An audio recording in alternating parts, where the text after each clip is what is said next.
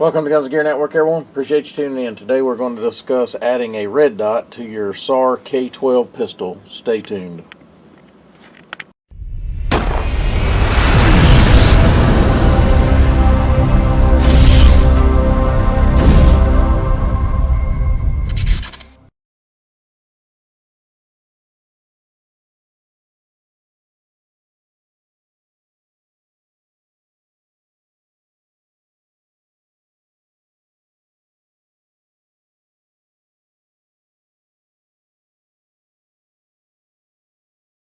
Welcome back, guys. Appreciate you tuning in. So today we're going to discuss adding a red dot to your SAR K-12 pistol.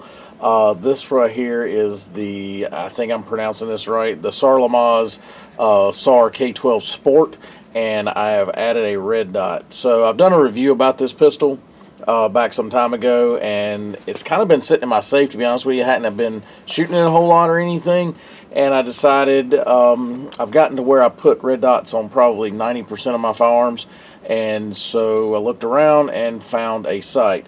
Before I get into the discussion about that, I want to give my thoughts and prayers to President Trump and his family and the people involved in the assassination attempt on his life today, and the person that lost his life and his family and all the ones involved. I want to thank the law enforcement and first responders for their fast response and taking care of that situation.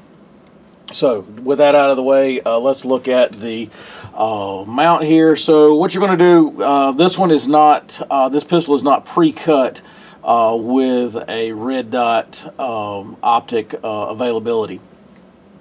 So the folks over at EGW makes a lot of sight mounts, and what they do normally, if it's designed, and I've done it on a few other of my pistols, one for my son on an M&P 22, where you remove the rear sight.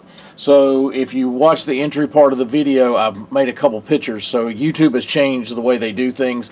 I can't show you how to install stuff anymore, so I can just kind of discuss everything. So the pictures that I put into the front part of the video is the components that you're going to remove. So you're going to remove the rear sight, and there's a main screw that goes down the middle. That's the screw that people talk about they lose or whatever comes loose. You'll remove it. There's two set screws you need to remove, and then you're going to have to remove a roll pin. So if you look at that one picture, I have all the parts and components laying there, and you're going to drive the sight out. If you're looking at the rear of the gun, you're going to drive the sight off this way. You're going to mount this plate that way. So again, looking at the rear of the gun, you're going to knock the sight off this way. You're going to install this plate in that direction. So once you get the plate knocked in, and I just used a punch. I just used a brass hammer, but I did take duct tape, like 2 or 3 coats of it, strips of it, and put over this plate and start tapping it. So when you first take this side, the old side off, there's like, I don't know what it is. I don't know if it's Loctite or what it is, but there's some stuff on the surface that needs to be cleaned. I guess it's just to kind of help hold things in place. So I did clean all that. I did put a couple drops of oil on the channel that the sight fits in when this plate goes on, just to make it a little easier. So again, duct tape on this side, couple layers of it, brass hammer, and just started tapping it in. And once you get it in, you're going to have to pay attention to make sure it's balanced evenly across where it's in the channel appropriately right there. So EGW makes it. This is the sight you're going to buy. It's part number 49506. There's different selections for this sight. This is called the EAA Super Sight. This is the one you're going to look for on their website. Now, with that said, I actually bought this. I did not buy it from EGW. They did not have it in stock at the time. I bought it from Mounting Solutions Plus, and I paid $54.44, including taxes and shipping and all that stuff. So original price is $47.49, and that's Mounting Solutions Plus, and I think they're out of Florida. They're out of Miami. Nice folks over there. I emailed them first to make sure they had it in stock, because it was out of stock in a lot of places, including at EGW. And then they said, yeah, we got like 4 in stock or whatever, so I immediately just placed the order. So now I really like this gun. I went with one of the Vitatu, the PMO 504s. That's the mount, that's the red dot that I've been putting on a lot of mounts lately. I really like that. This is the one I did a review about. So this one has the 3 different options for reticles: dot, a circle, and a circle dot. So like that, and I think me and my son may be using this like in some plate matches and things like that.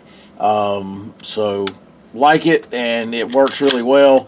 The sight sits on here nice, and I was able to get somewhat of a co-witness. So when you take your rear sight off, this one actually has a sight channel built in to that sight there.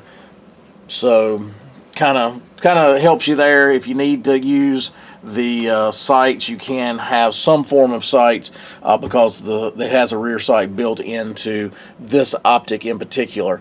So, but made in the USA, good stuff. This is like the 2nd or 3rd one of these style mounts that I've gotten from EGW, and really like them, and they seem to work. It's a good solution. Instead of sending this out for a couple $100 worth of milling work and so forth for like an RMR section here, and then put a plate in and whatever. So this is RMR, by the way. So that's the RMR footprint. So you're able to put that larger optic on that I like, especially if you're going to use for like competition style pistols. But anyway, guys, thought I would share that with you. If you are looking to add a red dot to your SAR K-12, this right here would be a good solution for you guys at pretty reasonable budget. Now with that, let me go back real quick, because my understanding is SAR has some mounting plates on their website. I've heard very mixed reviews. A lot of people don't like them. They're cheaper. They're about $20-some, I think. I just forego that, went all together, and I went with this one. And but if you're choosing between the two, I would probably go ahead and get this, just based on the reviews. I've not used the other one. They may be perfectly fine, but I have heard mixed reviews, so I just decided to go with the EGW. But anyway, guys, appreciate you tuning in. If you got any questions, post those below. If you got any experience with a mounting system that you've done or whatever for your K-12, be sure to share that with us. And as always, guys, like, share, and subscribe. Bring you another video shortly. Have a great day.